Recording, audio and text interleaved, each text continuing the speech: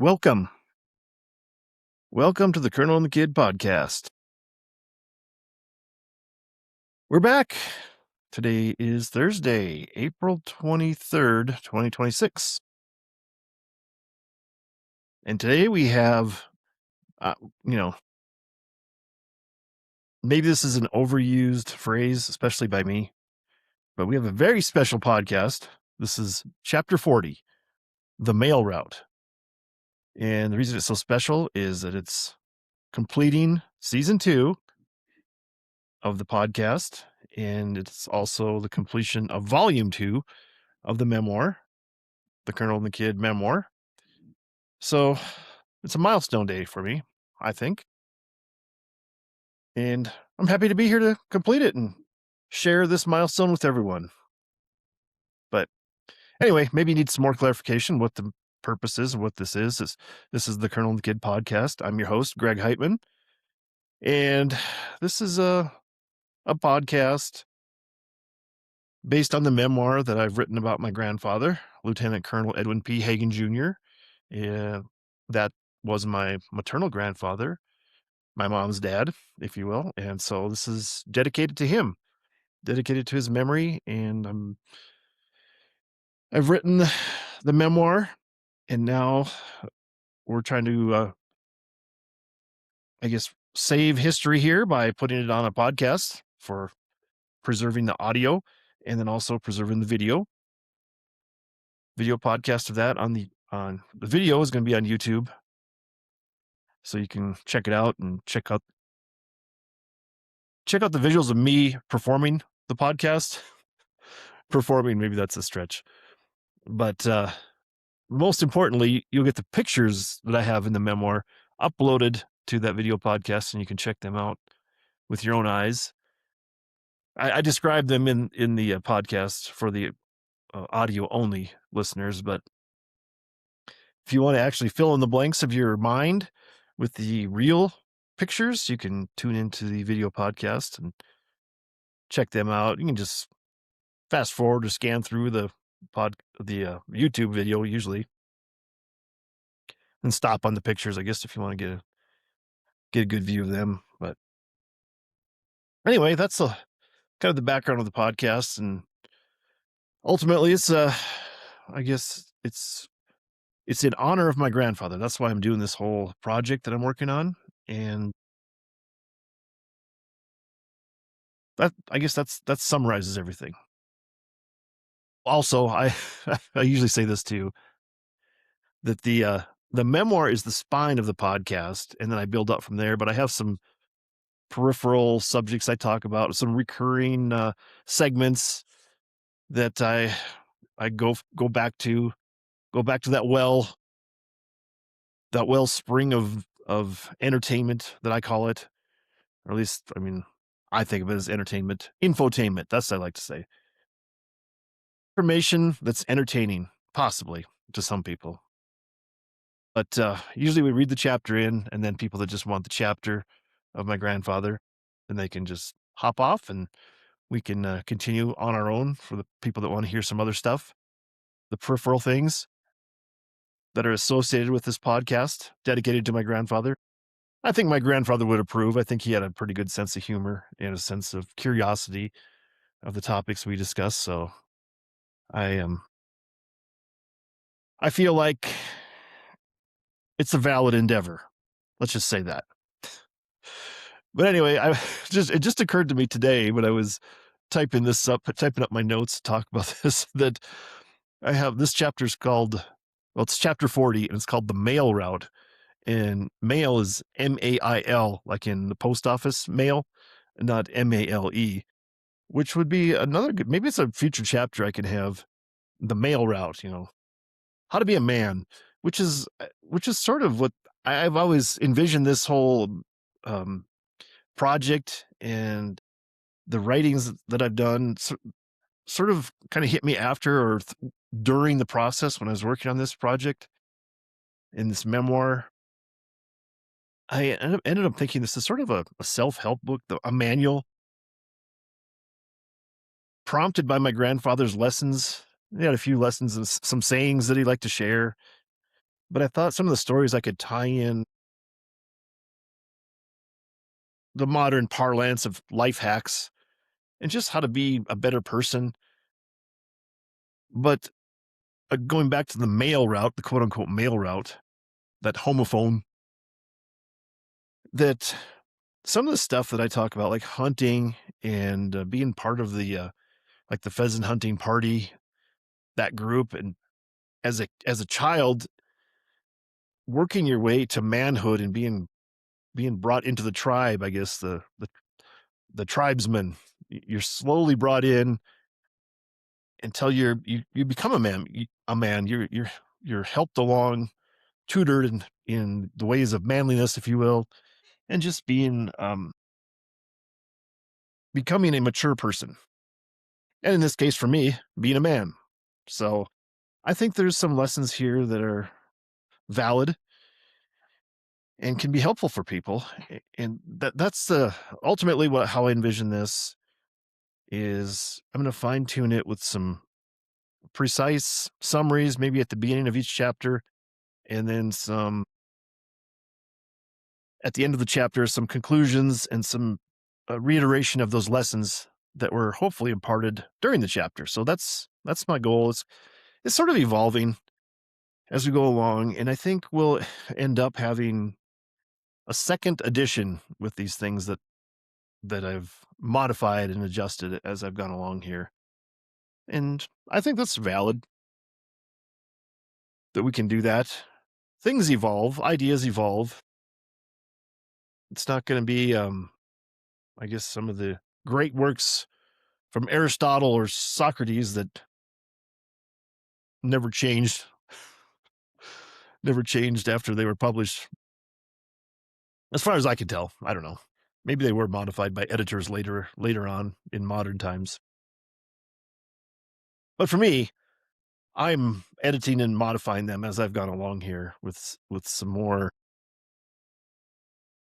improved ideas. Let's call it that, improved ideas. So let's jump into it. Let's just get into the actual chapter. Get that into the record and allow those people that want to bail out that early exit. They're probably already mad if they're waiting to get to the chapter and I'm already 7 minutes in and we have yet to begin to fight.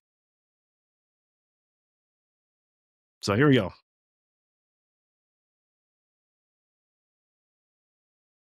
I said, here we go. Clicked on the wrong file. Now we're ready. Let's get this read into the record and preserved for all eternity. Eternity as we know it. I mean, it's really hard to tell. It's hard to tell what eternity is for, uh, I guess, mortal men. Because how do we know when we die? I mean, is that the end of our eternity, or is that's individual eternity? Eternity is eternity, as in the general concept of forever. But does that even matter when you die? All right, we're losing control of the narrative here on this milestone day, chapter 40 of the Colonel the Kid memoir, The Mail Route. And again, the mail route is spelled MAIL, as in the post office, the mail route. And you're probably way ahead of me because, as you know, we start the chapter with a quote. And what other quote would be, what other quote could there be other than this quote? Quote, neither snow, nor rain, nor heat, nor gloom of night stays these couriers from the swift completion of their appointed rounds. End quote. And that is the unofficial motto of the United States Postal Service. So I I didn't know that. I was looking for the quote to get the exact quote, if you will, of this statement. And it's the unofficial motto. I thought, in my mind, that was been the official motto of the post office forever. And some of the words are different as far as I ever heard them. It says nor gloom of night. And it's like I always thought it was dark of night, nor dark of night. Then it says stays these couriers, or I would think the word I would use is keeps these couriers from their swift completion of their appointed rounds. And it's such a I guess it's such an old English version of this motto. Maybe that's where it's from, I guess. Maybe that's why that's why it's the unofficial motto of the United States Postal Service, because it's a motto from England in their first postal service that they came upon. I don't know. But anyway, I thought it was a great great and only quote that we could be using to start the chapter that's about the postal service, the post office, if you will, which is the mail route. So let's get to the chapter. Grandpa Hagen had a lifetime career with the United States Postal Service as a rural route mail carrier. He retired from the post office with a full pension. I think I have been envious of Grandpa for many years, not so much now that I'm retired, but whenever my job might have gotten me down, I would hearken back to the memories of Grandpa's work as a rural route mail carrier.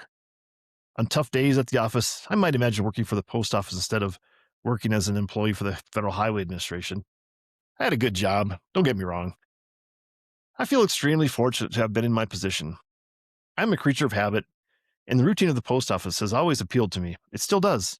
I like the idea of the feeling of accomplishment every day.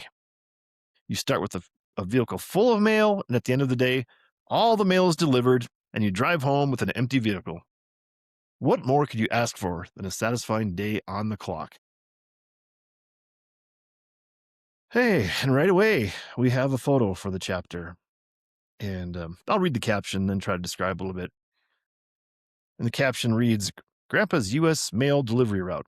My mom saved this map that was affixed to a piece of paneling hanging in Grandpa's garage for nearly 40 years until they moved to town. Starting in the southwest corner of the map in Siston, South Dakota, I estimated that Grandpa drove about 90 miles every day on his route, outlined in red. That's a full day after sorting the mail and then heading out for delivery. So this is just an old map. I don't think there's no date on it as far as I could tell. I could probably do some more research and try to find out, zero in on the actual date that this map was published, but it's a map of basically Roberts County, South Dakota. And I guess it's labeled Valley Grain Company, and it must have been just a grain company. And I guess grain, Mustang brand seeds, Minnesota machinery, and twine. So it's like an agricultural company that was in Browns Valley, Minnesota, about 10 miles from Siston. So Grandpa got this map somehow, and he was able to trace his mail delivery route on this map. And it's basically got the square sections, the 1 mile square sections, and the roads that he drove on. It's a black and white map, and then he marked in red the route that he drove, and with arrows directing which direction he would be traveling on this map. It's a really pretty cool piece of history, I guess, for me. Probably meaningless to most people, but for the family, I guess, and to help describe to future generations, if they ever have any interest in what what previous generations did for work and just being able to be around um, to exist in Northeast South Dakota, what you had to do and what was done to make a living and enjoy the countryside. That's what Grandpa did, driving around, delivering mail all day, get to see see lots of things going on, all the farm work in the fields and wildlife and everything else. So pretty cool map. And I should add parenthetically here before I go on that behind me, if you're watching the video podcast, you can get a glimpse of the maps over my over my shoulder here. I'm going to point it out for those of you watching. There's actually two of them, and I guess I don't know what I did. I think maybe I dropped the ball a little bit on this and just had the one map included in the memoir. Maybe I should edit that before I publish it on Kindle and put the second map in there, because it's got two different routes outlined there. And there's two different maps, and I only talk about the one map that was going like east of Siston, and then there's another map that was a different. I assume it was a different route, or maybe it was for a different carrier, and maybe they had different, uh, you know, substitute carriers. If you're sick or on vacation, maybe they had this map that they shared and say, okay, this is where you go. But there's actually two maps, and I only have the photo of the one included in the chapter, but they're behind me, displayed on the video podcast today. Put them up, and pretty cool. And then way over, getting ahead of myself, I see I have the O'Farrell Hat Company box stop. I'm wearing my O'Farrell hat. Of course, this is the podcast hat. I like to wear that all the time and enjoy displaying that on top of my cranium here. Beautiful hat that I won for $10 raffle ticket from O'Farrell Hat Company in Santa Fe, New Mexico. Glad that I can share it. And I guess I'm an unofficial advertiser for them. They are my unofficial sponsor. Maybe someday they actually sponsor. That'd be so cool if they actually did sponsor me. I could just mention every time they give me a free hat. That'd be cool. I give them one free plug on my podcast for every episode. And then if I become like Joe Rogan, how many millions of dollars worth of advertising that would be for them? Be driving business to their place for the tourists that come to Santa Fe. It's a dream, I guess. It'd be more like a nightmare. I just can't imagine being famous like that. I think Joe Rogan's kind of a unique looking character, so you probably get identified pretty easily. Be stalked by stalkers and hunted down, and I know he's been on the wrong side of some politics stuff here and there, and have to have security people. No, yeah, I'm probably fine the way I am. Things are good just the way they are. Anyway, let's get back to the chapter here, if we can. For some reason, this file does not want to pop up easily today, so second time I've tried to find it, and it's giving me trouble. Anyway, I found it here. Back to the chapter. Now that I'm retired, I have to admit, I rarely felt that a day of work made a difference. As an environmental specialist with the Federal Highway Administration, I saw that it took years for a highway project to come to fruition through development, design, and finally to be constructed. On top of that, if a project was in a far corner of the state, it was unlikely that I knew it was actually even built. There was a vague feeling that I was doing something to improve the lives of the traveling public. That sense of accomplishment, unlike seeing mail get delivered, remains quite elusive for me. For me, a sense of accomplishment is shoveling the driveway and sidewalk after a good blanketing of snowfall, or mowing the lawn. Those are things where a completed task stands out and is visible. But I digress. I never talked to Grandpa about his work. Did he like it? Do you think I would like it? What's the best part of being a mailman on a rural route delivery? What's the worst part of your job? These are questions I never asked. I can imagine some of the answers.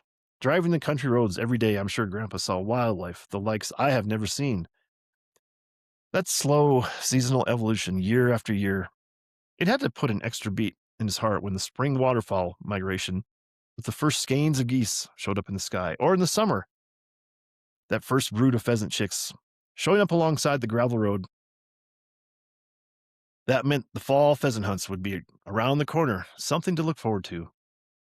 South Dakota Game and Fish always wanted information on pheasant hatch, and the rural route delivery personnel were primary contributors for the pheasant number projections. What about those brutal winters of northeast South Dakota? I'm sure Grandpa had feelings about those mornings when the snow fell and the wind whipped the snowdrifts to amazing obstacles in the road. Maybe he liked the challenge of those blizzards. It would definitely break the routine. Or even in the summer, seeing those thunderclouds rising during the day, building up for an afternoon storm. Visuals had to be stimulating, set against the Cotude Prairie, Then again, maybe Grandpa had some dread for a different kind of storm, the Christmas catalog storm before the holidays. His delivery days were back when giant catalogs from Sears and J.C. Penney would show up in the mail, not to mention all the other small stores with their advertising efforts. As a youngster, there were a couple significant impressions on me in regards to Grandpa's job, and the first one was his mail delivery vehicle. The post office didn't provide a government vehicle for Grandpa to use. He had to use his own vehicle. That's another question that is unanswered. Did Grandpa get a stipend for the post office from the post office to use his own vehicle? I don't know the answer. Maybe he got reimbursed for the mileage. Whatever the situation, Grandpa had the most unassuming, unexpected vehicle choice I could imagine. Grandpa always seemed to have a Plymouth sedan. How he came to choose that type of vehicle, I don't know, but it must have worked for him because that's what he always used. This seems strange to me because he had a four-wheel drive Chevy Blazer that, as a child, I imagine would be the choice for driving down the muddy or snowy country roads, assuring that you could make your appointed rounds. Another of those significant impressions was the aftermath of the muddy roads. I remember going with Grandpa to the self car wash. I, quote, helped spray down the mud-caked Plymouth. My contribution was likely putting the coins into the machine to keep the water flowing. That power washer was a bit on the uncontrollable side for a little boy, but the seemingly never-ending muddy water that drained from the underside of that car amazed me. Not only was that typically caked with mud on the doors, the wheel wells, they provided a dirty slurry that inched its way to the drain for endless lengths of time, far exceeding a five-year-old's attention span. And here we go. We have another photo or image. Let's call it an image. I'll read the caption, then describe. The caption reads, I didn't have any photos of Grandpa's mail delivery vehicle, so I made a sketch of Grandpa's car based on some photos from the internet. And assuming that his car was an early 1970s Plymouth, then I used artificial intelligence, AI, to refine the image. It shocks me how it came up with a fantastic image with a quick sketch and just a couple of prompts for refinement. Shout out to Google's Gemini app for this creation. So, like I said, I corrected myself and said this was a photo, but this is just an image created by AI. And it's like a cream colored or tan colored 1970s Plymouth Valiant. That's what I assume it was, the kind of car that I remember. And this is based on looking back at like a previous chapter I talked about the Christmas times. And I think Kathy had a hand-me-down from one of his post office cars, and that got wrecked. And that the infamous Christmas time stolen car story, Christmas Eve evening when a car got stolen and crashed. There was pictures of the wrecked car, and it was a car similar to this. And I just couldn't find a photo of it. I don't know if there's any photos of Grandpa in his mail delivery car, his rural route car. And this one's it's more, more of like a cartoonish image than an actual photo-like image, but it's a nice, what do you call it? I guess just a standard run-of-the-mill 1970s looking sedan. Nothing fancy. What you would see from the 1970s on the highways, whatever. Probably I think it's safe to say the low point of the auto industry in this country, the United States, just before maybe just before the total collapse of the auto industry and the problems they were having, where everything was just terrible. No, cars were just so blah, and the quality had gone down, and really the Japanese cars. I maybe I could say foreign cars, but the Japanese cars had been started to be imported, and people liked them better because they were so dependable and solid and cheaper for the most part. And it was really a wake up call for the automotive industry. But this is that example image of that car that was right at that time, the precursor to what I would call a turnaround for American automakers. All right, back to the chapter. Necessity is the mother of invention. But Grandpa had a fuel tank at the house. Back before the days of electronic credit card, pay at the pump, 24-hour gas stations, Grandpa burned a lot of gas and he needed it on his schedule. The metal barn-shaped container held about 100 gallons, and it was painted red to indicate gasoline. The amazing thing for me as a little boy is that, again, I could, quote, help Grandpa by operating the hand pump to fill up the Plymouth's gas tank. Using much of my strength, I could push and pull the handle in just a few minutes. That car would be ready to go for the next morning's mail delivery. And here I have another image, and I'll read the caption and then discuss. Caption reads, I didn't find any photos of the gas tank, so I made a sketch of the side of Grandpa's house where he kept the gas tank, based on my recollections anyway. And then I used AI to refine the image. Again, I'm amazed how a computer can come up with something so similar to my memory with just a couple of prompts. So to describe this this image, again, it's not a photograph. It's not based on anything other than just a sketch, and then typing into the computer some of the colors and a few other things like the size of a tree or the wood pile. This image was again created by the Gemini app, and it's just fascinating to me because it's got the color of the house. If you go back and look at, I have some photos of Grandpa and Grandma standing in front of their garage.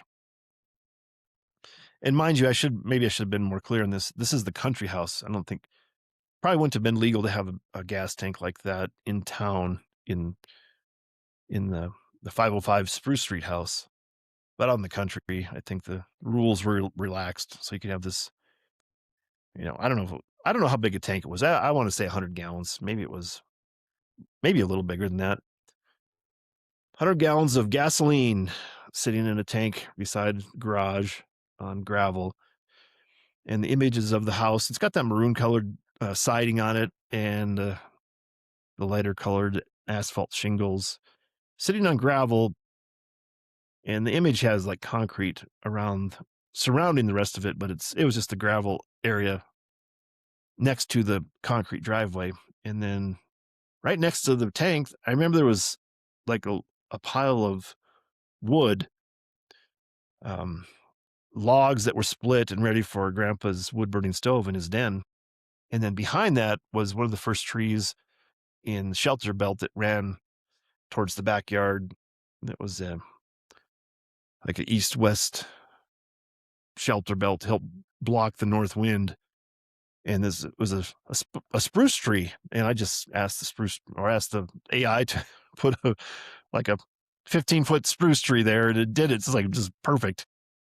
This image looks like almost like a photograph, especially compared to the previous Plymouth Valiant image that it created.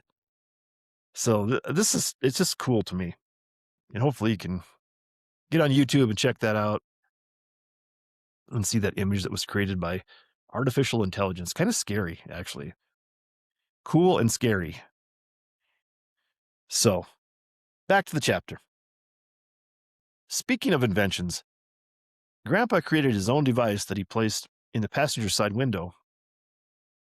The old Plymouth had manual roll-down windows. Instead of rolling the window up and down all the time, Grandpa crafted a wood and plexiglass contraption that included a spring-loaded door. He could just flip that door down to get access to the mailbox, and then it would spring back into place.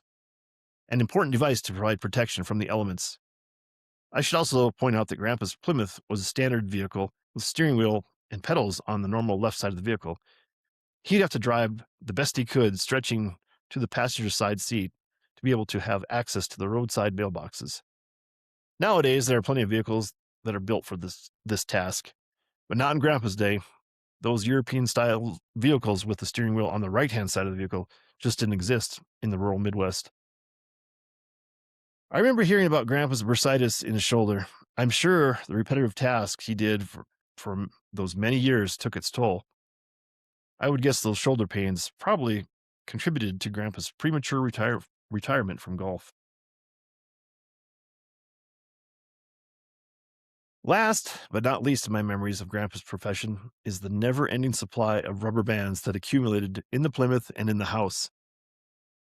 Give youngsters access to rubber bands, and trouble will likely ensue. More on that in the future. A revised edition, if you will. But you can probably get the picture. And here, speaking of pictures, we have actual photograph. And I'll read the caption and then describe. On more than one occasion, grandchildren took advantage of the rubber band supply with all-out battles of the bands, or rubber bands, that is. Photo circa 2022. So I just took a photo. I bought like a bag of rubber bands at Walmart or something, and so I just put them on my counter and took a photograph of it and put that image into the memoir, just because I thought it's an interesting modern day abstract photo, a piece of art, if you will. And I remember Grandpa having just tons of rubber bands, not in big piles like that necessarily, of course, wrapped around stuff. And yeah, of course, you'd find one and immediately you would stretch it out over your thumb and try to shoot it at someone, which caused trouble because then if you hit someone, then they wanted to get that rubber band and then shoot it back at you and hopefully hit you and hurt you. So it was quite the yeah, I think quite the typical behavior for young boys. Maybe not so much for young girls, but I think my cousins actually probably were participants in some of the rubber band battles, and mostly harmless fun. I don't think anybody ever got hurt. I suppose you could get hit in the eye and hurt your eye, but we were dumb and foolish. We didn't know better. And here I have a quote. I put a quote in the middle of this chapter just for fun. Uh, Here's the quote. Hey y'all, prepare yourself for the rubber band ban. End quote. And that's of course that's a song from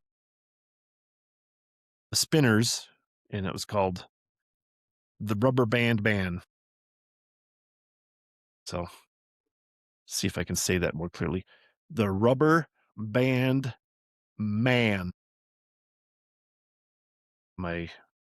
It's a kind of a hard combination of words to say quickly.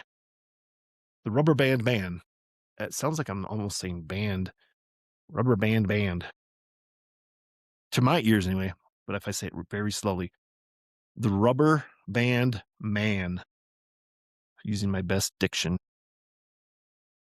Anyway, I couldn't help myself from putting that quote in there with.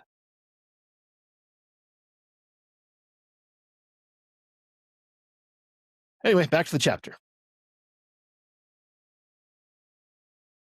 Grandpa delivering mail, a good federal job, and Grandma, a school teacher in Siston, South Dakota, are part of the American dream. These two jobs put the family firmly into the middle class. Grandpa and Grandma put two kids through college, providing opportunities for their kids to have better lives than they had. It gave me that leg up where I find myself, very comfortable, upper middle class now that I'm retired. I never thanked my grandparents, but here I will formally thank my mom. Thank you, Mom, for everything.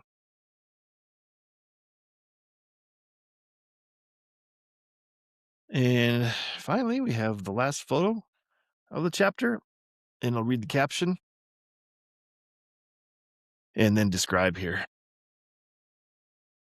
Caption reads, circa 1953. Grandpa gets a photo of one of his coworkers stopping by the house on a midwinter day. Kathy hops in the mail truck to pose. So it's just a old, um, I'd say maybe it's a modified army truck. It looks like it's olive drab. But this is a post office vehicle, and you can see in the very front top of the roof above the windshield, it says US Mail. And on the side, there's another decal that says US Mail. And I can't make out, there's an image. Looks like, I'm not sure what that's, it's like red, white, and blue, it looks like. So like United States government decal or some, maybe that's a window with a kind of a cover in place over it on the back of the truck. This is like a square truck, just an early, almost like a van, maybe. I could maybe call it an early van, but it's got big tires and like I said, olive drab in color. And the driver is sitting there, he's got his arm, he's sitting, and then it's got like a sliding door. And Kathy, it's wintertime, and Kathy has hopped up in there. She's got like a big overcoat on, maybe it looks like a hat, and blue jeans and boots. And the driver's got like a fur cap on and maybe a leather jacket and a big mitten on or glove on his hand with his arm around Kathy's shoulder there. And the street in front of the house where the picture's being taken, looks like it's a snowpacked completely. So it's wintertime. There's an old car. It's got to be, I'd say it's a late 40s car, parked with its rear end facing the camera in the photo. It's got a little bit of snow on the back. Looks like it's got some sort of rear fins on it, so it's got that style that became more predominant in the 50s. Those fins, like the '57 Chevy with the tail fins on the back. So it's a nice historic photo, nice and clear.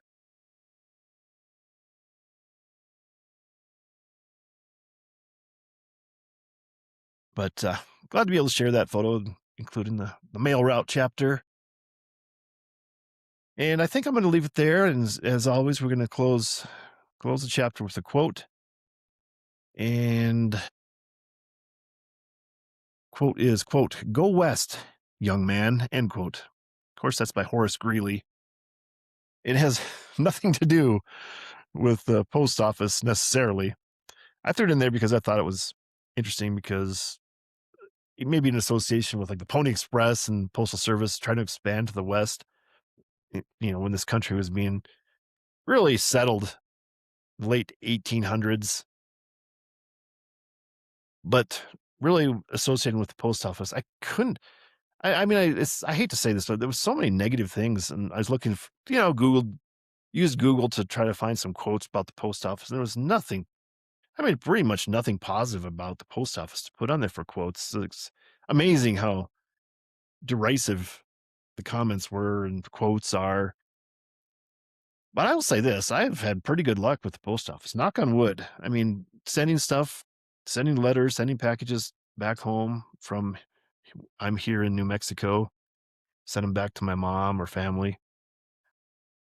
I've rarely had a problem getting stuff taken care of like that. So I don't know. I feel bad. There's so many negative feelings about the post office. So I wanted to end. I didn't want to end on a negative note there. So we had that initial unofficial motto to start the chapter with that quote, and then "Go west, young man" by Horace Greeley. I think that's a great quote to have end the chapter on a positive note. And I am going to reserve the right to talk about the post office, maybe in a future chapter. If I don't use it in a future chapter about the post office, may in a revised edition of this whole memoir, I may add some further information about the post office and my personal experience with the postal service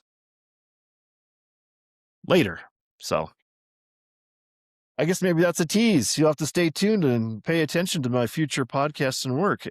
That's another thing. I may just have a separate podcast to talk about it, depending on how many chapters I get out of this memoir. The proposed and scheduled amount is going to be 60 total chapters, 3 volumes, 20 chapters each. And like I said, this is a milestone chapter today. This is chapter 40. So that's it. End of the end of the second volume. of the memoir and wrapping up the second season of the podcast. So when we get back together the next time, we'll be in the third season of the podcast. That's amazing to me. And I wanted to note, excuse me, I wanted to note that I was looking to see how many chapters I actually have, or not chapters, how many podcasts I'm actually looking at now. And I think this is number 44. So I'm trying to pay attention to, so maybe because there's only 40 chapters, but I think I have 44 podcasts. I think that maybe that number's higher because I had some sports podcasts with my brother Garrett and my nephew AJ. And then I've had two travel podcasts with Catalina called Tripping with Kat. So she's got her own segment, her own specific segment on the Colonel and the Kid podcast itself. And I should get those. I need to get the merch. Maybe I can do that. As I can add some photos here of her of the proposed merchandise we're going to sell. Some T-shirts. If you want to buy a T-shirt, let me know. We can think about getting those T-shirts produced. We have some images, designed by Google AI, the Gemini app, and we also have the Tripping with Cat T-shirt, along with Flash in the Pan merchandise T-shirt. That's what I was thinking anyway. That I'll see if I could get those images that were helped create. They were created, assisted with this. I mean, I made a sketch and then we used the Gemini app to help come up with like a white on a black T-shirt. It's very simple images. We're Tripping with Cat segment, and then the Flash in the Pan reference that I've used a couple different times. I just unconsciously, I guess. I don't think they were even under the abusive language segments. Abusive language or verbal abuse. So anyway, I'm going to see if I can get those images uploaded on the YouTube video, and we'll have them preserved along with this chapter 40. So anyway, it's a big deal. It's a big deal for me anyway. I feel like, speaking of accomplishment in my own personal career, where it was kind of nebulous as far as getting stuff done, working for the highway, working on highways, and the length of time it took to get any project from start to completion, just amazing. So doing these podcasts, I feel like there's an accomplishment there every time I get one uploaded, completed, edited, all that stuff that goes with it. And I'm finding it takes me, I mean, not counting actually writing the memoir, but just recording the podcast, editing, and putting all the little upload the videos and stuff. I'm probably upwards of 4 hours to get 1.5 hours worth of podcast uploaded and everything. It it takes a long time. So I'm always surprised how long it takes me to do this stuff. Maybe someday I can hire a producer that I can just come into the studio, sit down, put headphones on, get the microphone adjusted, and just record it and walk out and let someone else do all the uploading, do all the intro, outro stuff. And actually, then we'd have title cards and producers and credits for all the people that worked on it. And I would just be the talent, quote unquote talent. I should make finger quotes here, quote unquote talent. For those of you not watching the podcast, those were finger quotes being made.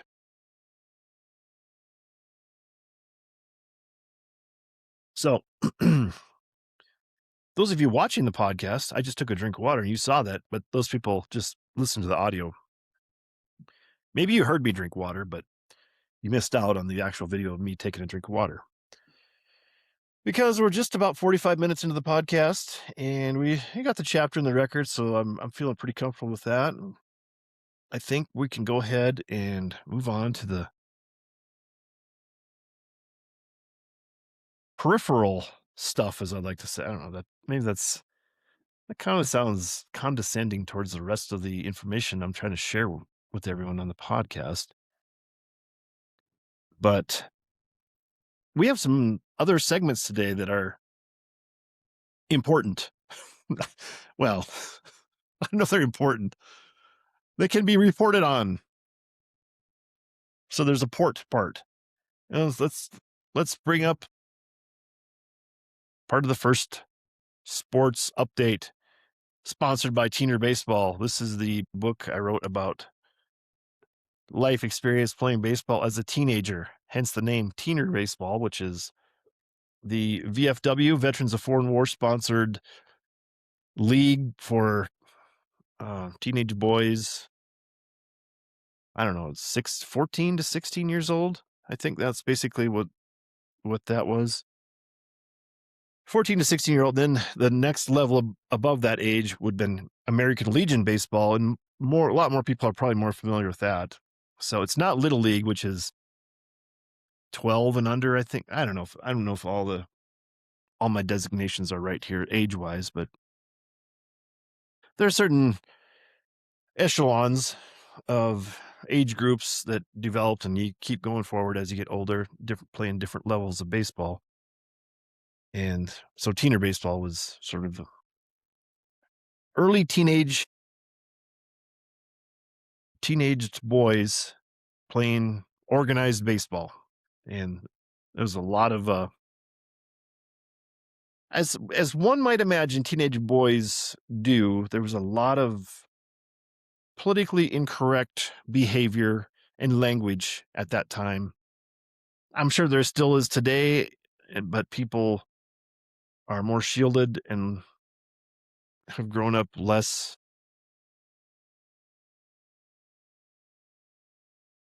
with more protection over them, so maybe they're not as dare I say classless as kids that I knew and maybe that I was growing up. I don't know. Teener baseball. There's the poster on the wall in case you get to see that. Well, if you're watching the video podcast on YouTube, there's the poster on the wall. I'm pointing to it.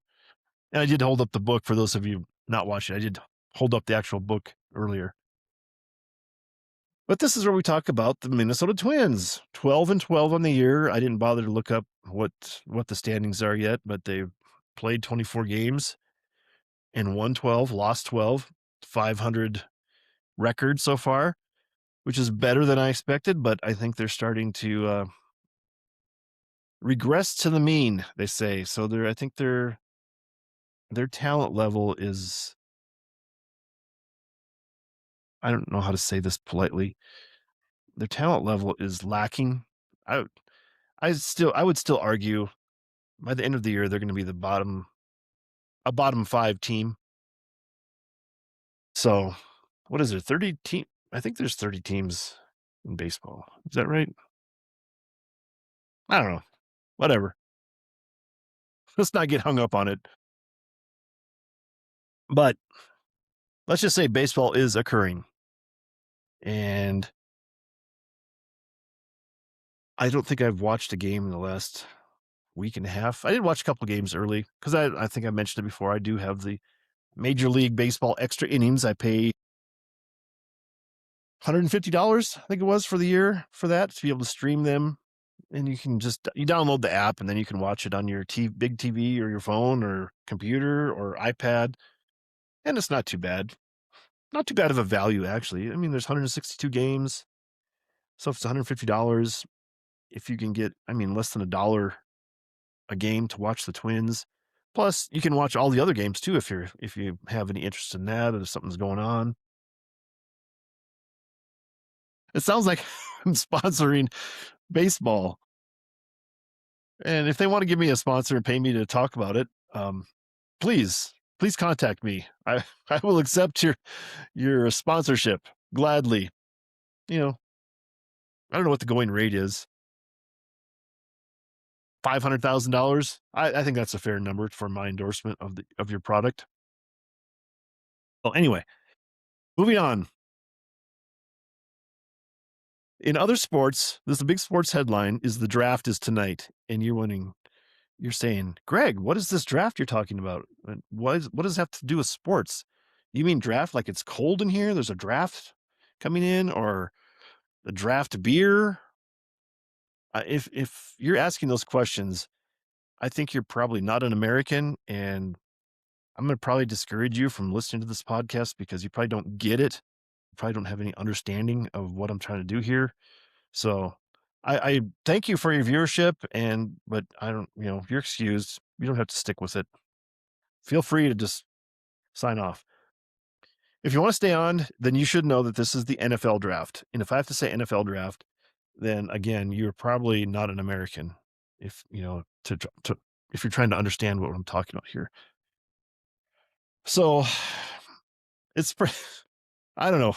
NFL is very addictive. They know how to market things. They know how to get things done. And if you don't know what the NFL is, I'm talking about the National Football League. It's the greatest powerhouse of sports culture in America at the present date. So it is amazing. I'm just blown away at the ability of the NFL to command attention. It's unbelievable. And I am looking forward to watching the draft.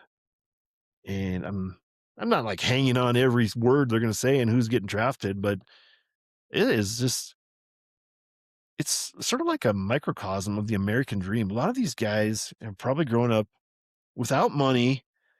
They're probably lower class, not even, maybe some get into the middle class, but most of them are probably, lower, below middle class kids. And I should say that now that they can pay college athletes, maybe they've gotten a little more money. And I'm not even sure how it works in high school. I don't know if you can pay high school athletes. Maybe you can. Who knows? I don't really care. But it's sort of like I said, a microcosm of the American dream where these kids can go from, overnight. It's like winning the lottery in a lot of cases. They go from no money to being in the highest levels of income that a person can have. Probably the highest tax bracket in the country. You go from paying zero taxes, getting money back for not paying taxes at all, and then going to paying lots of taxes. So it is cool. It's so awesome to see these, especially these elite athletes, be able to I guess cash in on it. I don't know. There's just something special about the NFL and about the draft. And the draft is, again, hope springs eternal for your team. Whatever team you follow, that you think, okay, this is our year. We're going to draft that key person, and they're going to change our history and trajectory as things go on. And I think most recently it's probably been Patrick Mahomes. That was one of the key pieces. And he wasn't even the number one. I'm not sure if he was in the top 10. I think maybe he was in the top 10, but he might have been 11th. I don't know, somewhere in there. But let's go like Patrick Mahomes. I think even people that know nothing about football know the name Patrick Mahomes because he was in so many TV commercials there for a while. So I don't know. It's just, you can probably hear just the tone of my voice, the excitement that comes out of me, even though I get so angry at myself for following and spending so much time on something that's so meaningless in the grand scheme of things. But is it? I question that. I make that statement of meaningless in the grand scheme of things. But what's life for? Life is to enjoy. And what is more enjoyable than just mindlessly watching football, following the path of football in the off season, hoping that your team is the best and that you can be a winner by association of winning programs, and just the enjoyment. What more is there in life? In modern day, in modern times, I'm sure you go 100 years ago and you're like wondering, where is my next meal coming from? But I think for most of America, we've solved that. Most people know where the next meal is coming from. I'm sure there's people that don't, and that's a sad thing in this wealthy country, that there's people that still go hungry, and it just frustrates me to no end that is that actually occurs, especially kids. I mean, the kids that have to go hungry because their parents are so terrible and deadbeat parents and that sort of thing. But I don't know. We still have the greatest country in the world ever to exist. And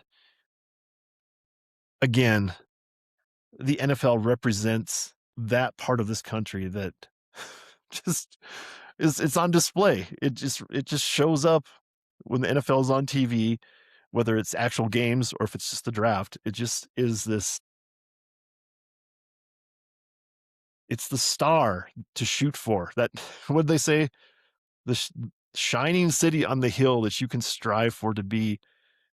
Maybe you're not going to be an NFL player. I'm never going to be an NFL player. Never, never was going to be. But you can think of that of being a star in your own right. Maybe my starring role is going to be a podcaster, an influencer. I I don't really want that too bad because then you might face a lot of other problems that you never even dreamed of quote unquote fame. Let's just say that.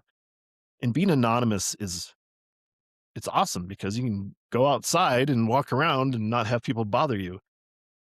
And that I don't think you realize how valuable that is until you lose it. So I don't know. What am I trying to say? Don't make me famous. I don't want to be famous. I want to be anonymous. If I can do this and have good influence on people, positive influence towards people, and remain anonymous, but be widely known, that, that's an oxymoron, right? Be an anonymous, famous person. I don't know. Does that exist? I don't think so. What was that? What was that guy? Was it Banksy, that anonymous artist? But I think they've revealed who he really was. So now that sheen of coolness, the anonymity's gone. So now it's like, oh, that's just some middle-aged white guy that was painting these um, works of art, graffiti works of art on public buildings or whatever, stuff like that. Anyway, where was I going with this? I have no idea. Anyway, NFL draft tonight. I think it probably starts at 6 Mountain Time. I don't know. I'm going to be ready at 5 just in case it starts at 5. But uh, I think number one draft is going to be a given. Fernando Mendoza, quarterback at Indiana, won the national championship. You probably heard me. If you've watched this podcast from the beginning, you know that I was hailing him as something special because that guy was a leader at college quarterback like I've never seen, as far as taking some huge hits and just getting up and being able to get up and walk back to the huddle. Well, I guess the Big Ten championship, he got hit so hard on his first play, the first offensive play, he did have to leave the game. And then it was so funny because I think I told Dad before that his brother was the backup quarterback. His brother comes in and plays one play, and Fernando comes back in after getting just demolished. I thought he was going to be out for the game, but then the championship game, he had the touchdown run that was just on a quarterback draw that was unbelievable symbol of just determination and toughness. I mean, the legs, I can't really recall anything similar to that as far as what I've seen in what I consider the modern era of my life of college football. So I got my fingers crossed for that guy. I hope he does great. I mean, he's the model citizen from what I understand, as far as being just a good kid, good American. What do you want to say? Um, Fernando Mendoza, I mean, he's got the Hispanic lineage. Again, what more could you want to symbolize America, that the melting pot of all different sort of nationalities coming to this country and striving for success. So I think I've waxed on poetically here too long about the NFL draft. And wouldn't that be something if the draft wasn't tonight and I had talked about it all this time? That would be hilarious. Hopefully, I don't have to come back on the next episode and talk about a correction because I don't have any corrections that I could think of that happened um, since the last podcast. But that would be so hilarious if I was wrong and the draft was next week or something. So anyway, I'm going to move on. The big news again, as I have noted here, I don't know why this has become a segment. A big news. This is the same big news because I'm still working on Lake Traverse, the next book in the Charlie LeBeau mystery series. So we have finished chapter 10. I don't know if I talked about it last time. I don't remember where I was for sure. I did finish all the chapters through chapter 10 there with Gwyneth. She is editing them. And that's 25%. There are 40 total chapters. And I'm reading this stuff and I'm liking it because I don't remember. It's been 7 years since I wrote it. It's just been sitting there. I just cannot believe how it's sort of disappointing to me that I've just let myself do nothing with that stuff for that whole time. It just was just sitting there, just not doing anything. I don't know what my main problem was of not working on that. I think I've kind of narrowed it down, and I will share this little secret with you that what was kind of holding me back with this next book, which is called Lake Traverse, is that what I've done is I've used my own artwork for the covers of these books.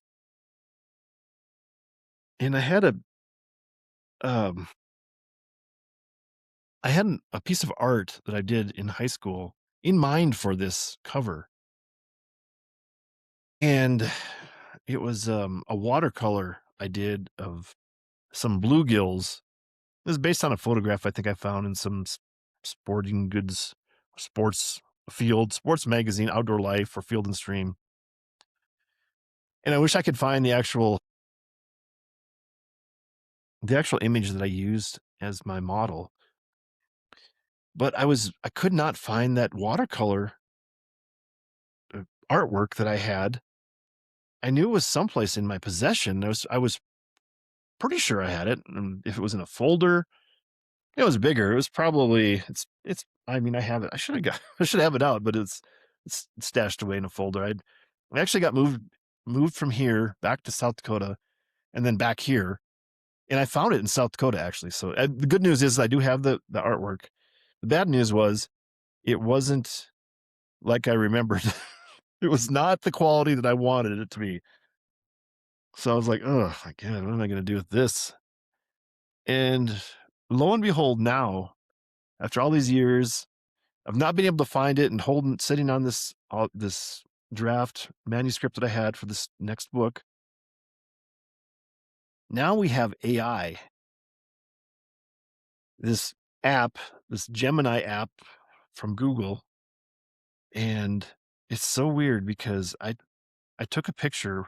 Well, I had a picture on my phone when I found the the the artwork of these bluegill. I don't know if maybe I should describe bluegill for those of you who don't know. A bluegill is a type of fish. It's like a panfish, a perch. And I guess if you listen to the podcast, you probably heard me talk about that with the. I don't remember what the name of that chapter was, but it was the chapter where I was fishing with Grandpa and Grandpa's friend Mel Ellis came out, and I was a little kid, like 5 years old, and Mel grabbed my fishing rod. He's going to show me how to cast out, and he cast out, and the whole fishing rod fell apart. I think he was just holding the handle in his hand. The whole fishing rod flew out into the lake, and Grandpa had to get it. Anyway, we talked about panfish. I think I talked about panfish in that chapter, and there's bluegill, perch, bass, because they fit into a pan. You could fry them up and eat them, and they're perfect size for fitting into a pan. Fillets after you get them cleaned and cut out the fillets. But anyway, bluegill's a type of fish common in South Dakota lakes, and they have bluish. The gills are the breathing apparatus that fish use for breathing underwater. extract the oxygen out of the water, and that's how the fish exist in water compared to like humans breathing oxygen in our lungs. So the gills are the fish's lungs. Let's just call it that. But over the top of their gills, they have the gill covers, and those gill covers are kind of a bluish color, so that's why they're called bluegills. And then they kind of have an orangish tint underneath their chin. So in the artwork that I have, it's kind of maybe it's faded. It's just that maybe the pigments in the paint that I used was not as quality, and just the artwork itself is not as it's not how I imagined. I thought it was just going to be this great work, and I was looking forward to discovering it. It's going to be beautiful. Anyway, I did find it, got a picture of it, and now I'm able to use AI to enhance that and a, a photograph of the artwork I created, and I can basically change it into modify it any way I want and turn it into the most, I mean, just crisp, spectacular, the brightest colors, whatever you want to call it, and use that for the cover of my book. So now I'm excited to do that. And I made a couple of draft AI images based on taking a photograph of my artwork of the bluegills, and then typing in prompts into the app and changing it to make it look hopefully the way I'm describing it through the app itself. And so far I've been very satisfied. I think there's some other modifications that I'm going to try to make. So I haven't settled on the actual artwork yet for the cover art for the book, but I'm very optimistic and positive that it's going to end up as good as had imagined it could be when I first was thinking that was going to be the artwork I wanted to use for this book. So I don't know. I guess it really changes a person's attitude when things start falling into place, and that idea that your vision is going to be realized. It's a weird. I guess it's very satisfying when that comes to fruition like that. And I can say I can say that doesn't happen to me that often. I wish it did happen more often, where things turn out how you pictured them, and then it comes out the way that you want it. Whether it's art, writing, construction project, or I mean, putting up a shelf or just hanging a picture on the wall. It's like, oh yeah, hang it up there. And I don't know. There's just so many things that never seem to meet the way meet the measure of what you wanted them to be.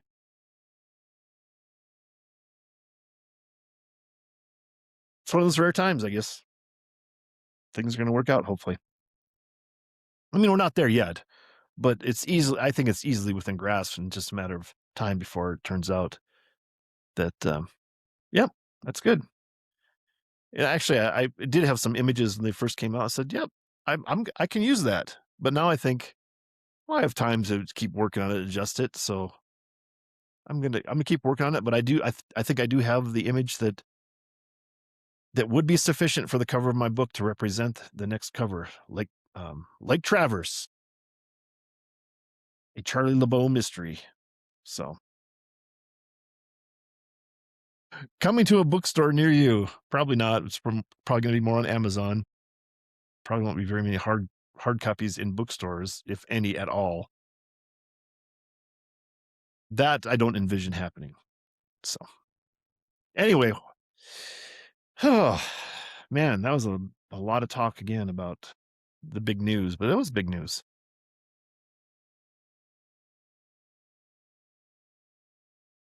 On to a quick music update.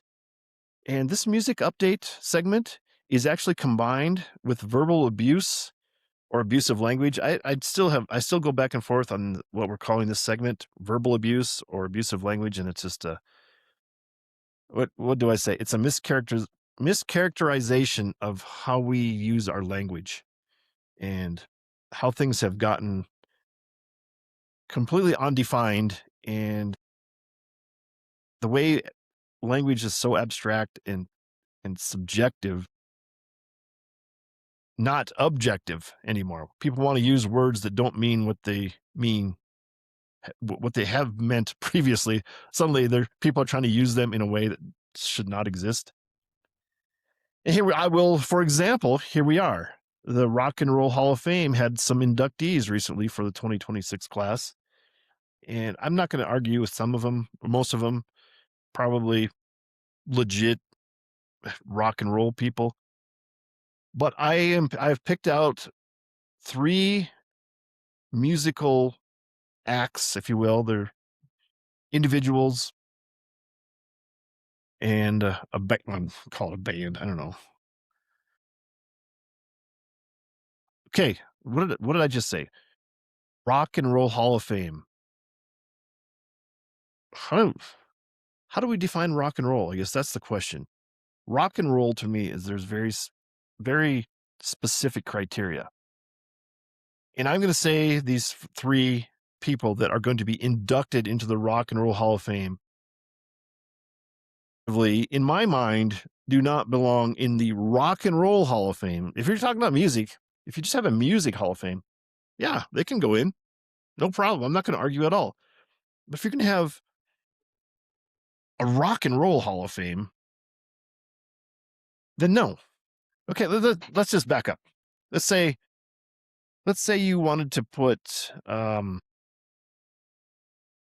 Reggie Jackson. I've referenced Reggie Jackson in the Colonel and the Kid memoir previously. And let's say Reggie Jackson, he's in the Baseball Hall of Fame. So, okay, what if the Football Hall of Fame wanted to put Reggie Jackson into its Hall of Fame?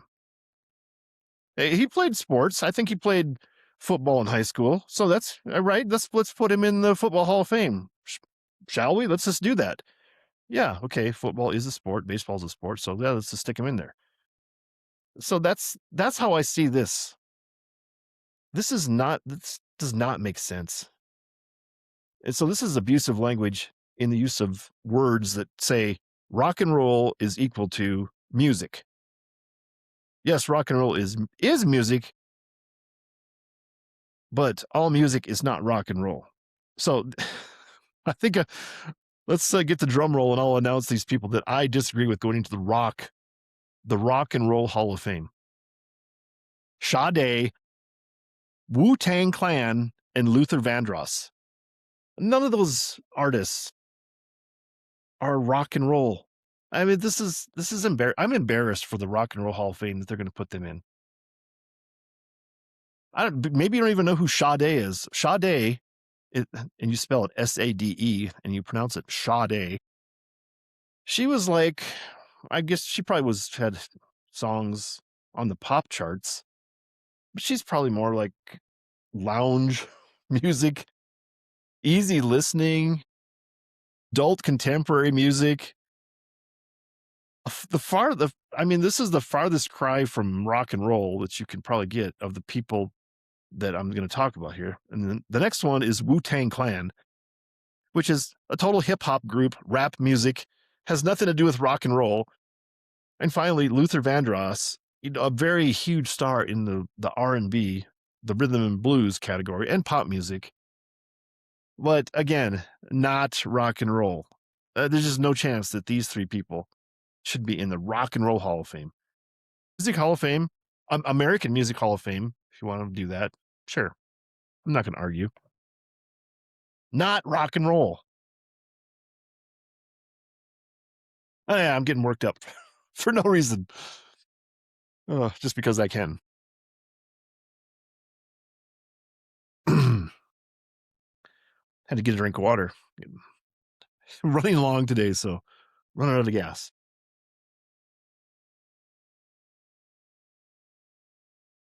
But back to my point. Who's going to stop me from complaining about this?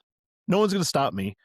But is my complaining going to do anything to change the situation? But probably no. So we're going to move on. And then we have, guess what? We have the second combined segments here. I came up with this other segment a while back. I don't remember what the actual first topic was, but I called this segment what the hell is going on out here? More specifically, what the hell is going on out there? AKA crazy. So this to me this is the craziest thing that I've seen in a long time. And I think I shared I took this photo and I'll upload this photo onto the video podcast so you can see it more clearly. But there was a there was a sticker placed on this sign that says the sign said what the heck it was posted on this it was on a fence and it says warning 24-hour video surveillance private property no trespassing.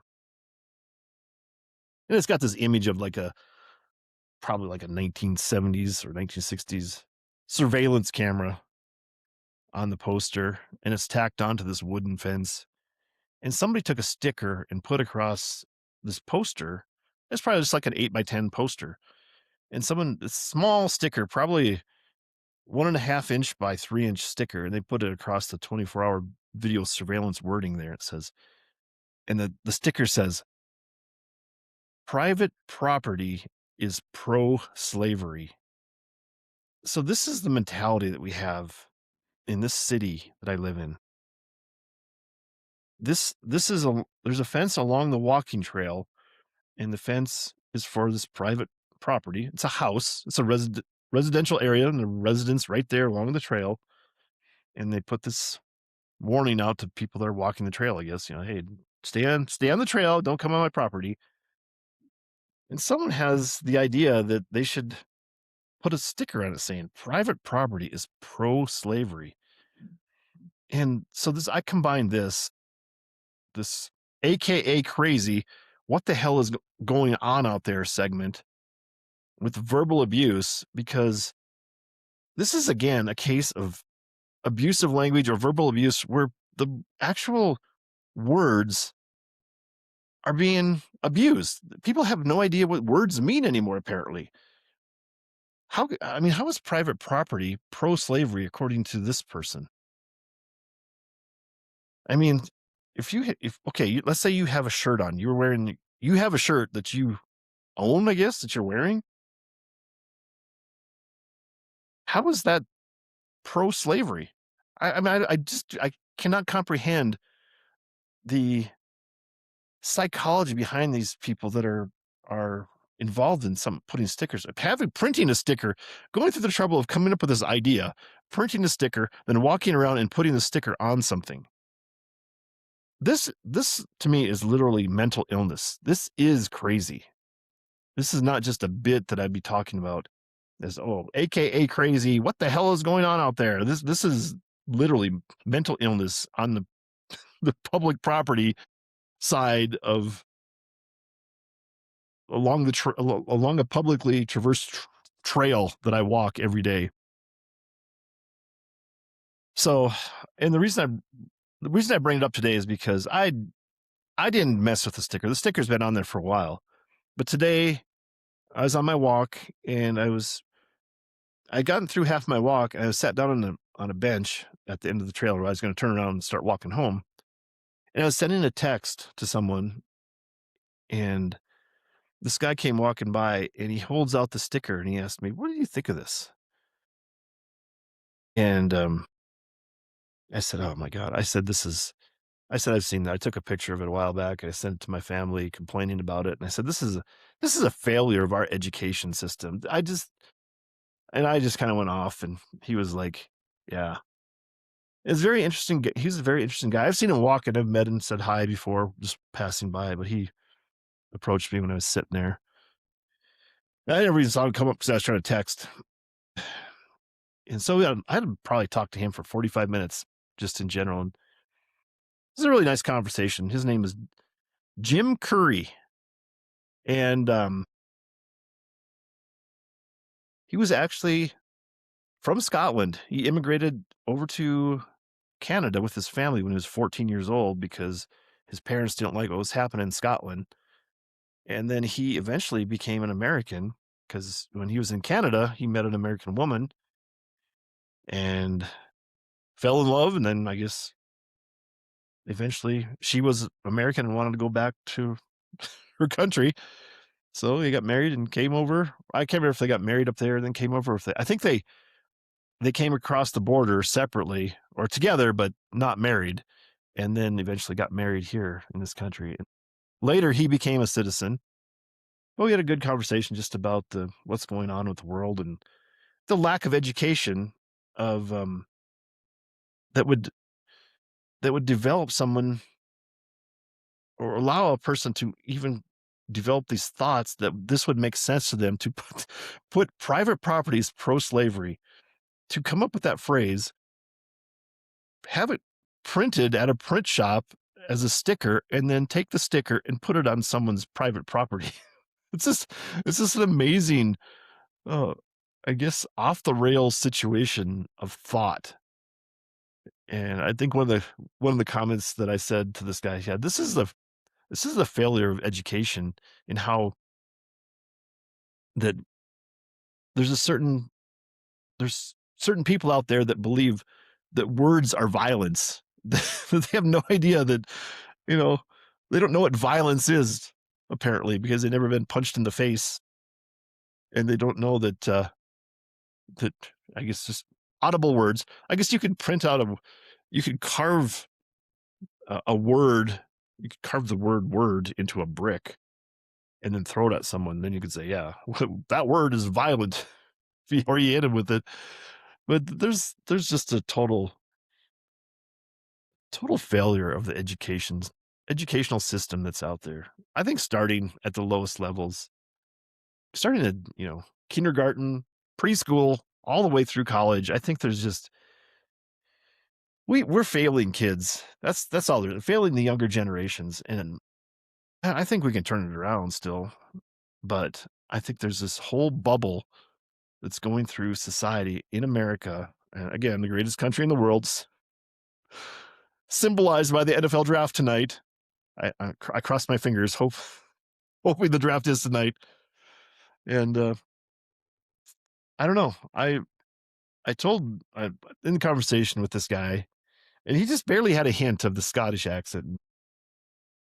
That he talked about a lot of stuff, a lot of the history there in Scotland, and I mentioned, of course, I had to mention Braveheart, and he said I hadn't seen that movie, and I finally watched it, and he was saying, oh, I was surprised how pretty historically accurate it was, except for when they painted their face blue. That was like 500 years before that time, in the history of Scotland and the in England and that situation. And he talked about when he was a kid, he went to I think he said it was Gaelic camp. I'm not sure what that is, but I think it's part of one of the islands out there that he was able to go as a kid. I guess maybe it's like a summer camp. But one of the islands he visited when he was at this camp, they had William Wallace's arm was was buried there, and apparently when William Wallace was killed by the king, they I think he was drawn and quartered. I think that's the way he was killed, and they were so superstitious at that time still that different body parts were buried in different places, so the ghost apparently couldn't reconnect its body parts and then haunt people. I thought that was interesting. So he had seen the burial spot for William Wallace's left arm hit as a kid at summer camp, and seen that, and that's what it was inscribed on the gravestone. William Wallace, his left arm is buried here. Blah blah blah. Very interesting. I didn't know about that. I'm gonna have to do some research on that, but a very interesting conversation here in Santa Fe from a guy that family immigrated from Scotland to Canada, and then he came from Canada to America and was very, very concerned about this similar situation of the changes of times and the upheaval, and I guess maybe the loss of that cohesiveness of the culture in Scotland. That's why his parents left, and they've struggled. Scotland has struggled, I think. And I asked him about that. Well, what do you think happened? Why did they vote to not be free from, I guess, the British Empire and free from England and Ireland and whatever it is? They could have their own situation. And he wasn't really sure. I guess he kind of stated that maybe it was the fear of the Scottish people that they'd become too much like America, or America would come in and take over and be too influential. So they voted their own freedom down in Scotland. I think he said that was. I was asking what year that was, and I think he thought it was 2012. That's probably right, but still amazing to me that a country like that has fought, had many battles, with England over that time period, and settled in, I guess, to have peace, but then officially go through their official channels, government efforts to have freedom and vote themselves to be free, and they didn't do it. It's kind of disappointing, I guess. So anyway, that was an interesting morning I had today on my walk.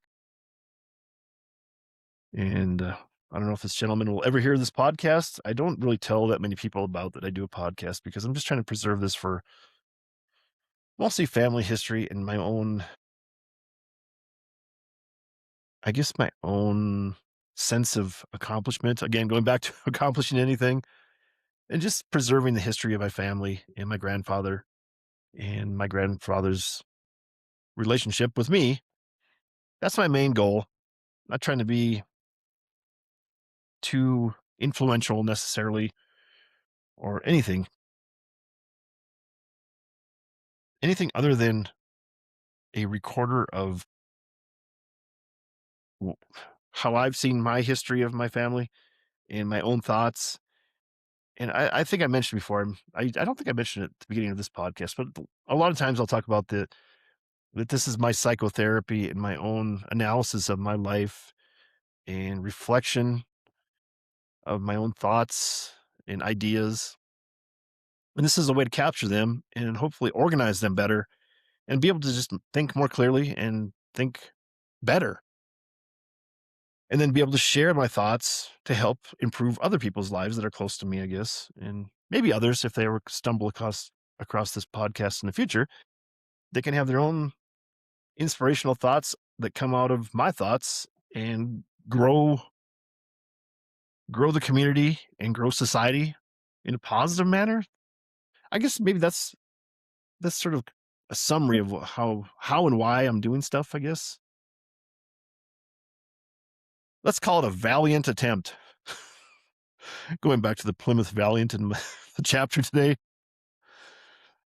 Oh, yeah, that's connected all together. Prince Valiant. I don't know if that was Prince Valiant an English thing and connected to the Scottish. I don't know. And that connected to a car made by Plymouth in my valiant attempt at making a better society. I think we've wrapped it all up. I think that's a pretty good endpoint to go on. So I think we're going to do that. I think we've done a great job today.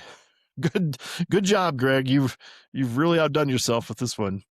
And what could be more appropriate for the podcast on chapter 40, the milestone, the end of the volume 2 of the memoir, The Colonel and the Kid, and the end of season 2 of the Colonel and the Kid podcast. This is the season finale of season 2, the Colonel and the Kid podcast. So there we are. That's it. I'm going to sign off. But before we do, I always like to impart a few words of encouragement. Go out positively. So there's the 3 B's. Be assertive, be positive, be proactive. Those are the 3 things I implore you to do with your life. And I think you'll have, I guess I like to think of that you'll have a better feeling by doing that you're taking control and not just being reactive and being subjective to a lot of other stuff. If you're being assertive and being positive, and being proactive, you will feel like you have better control of stuff. And I think there's the consistent advice from people. It's like, don't worry about stuff you can't control. You worry about stuff you can control. And by doing the 3 B's, be assertive, be positive, be proactive, then you have a comfort in that, a comfort in control and self-control. Those are important things. So anyway, along with that, it's you take action. You take action. Take control. And finally, tip of the O'Farrell Hat Company cap. I say that too much, but again, tip the cap to you on this Thursday, leaking into the weekend tomorrow. It's been a good week. I must say it's probably been a pretty decent week. I'm in a little bit higher spirits, a lot of stuff going on. Again, with a good conversation I had this morning, just out of the blue on the trail with my new Scottish friend, Jim Curry. Jim, if you're out there listening to this for the first time, if you ever hear this or your family hears this, thanks for that great conversation today. But anyway, we don't say goodbye. We say see you later. And finally, knock and the door will be open to you. Seek and you will find. Ask and you shall be given. That's it. This is the end of season 2, chapter 40 of the Colonel and Kid podcast. And I thank you for listening. And have a great NFL draft night. Have a great weekend. I'll talk to you next week. Maybe. We'll see. We'll see what happens. I'm working on some stuff, but with the end of this season 2, volume 2, there might be a little break when I get. I'm trying to get reorganized. But again, we don't say goodbye. We say see you later. So that's it. See you later.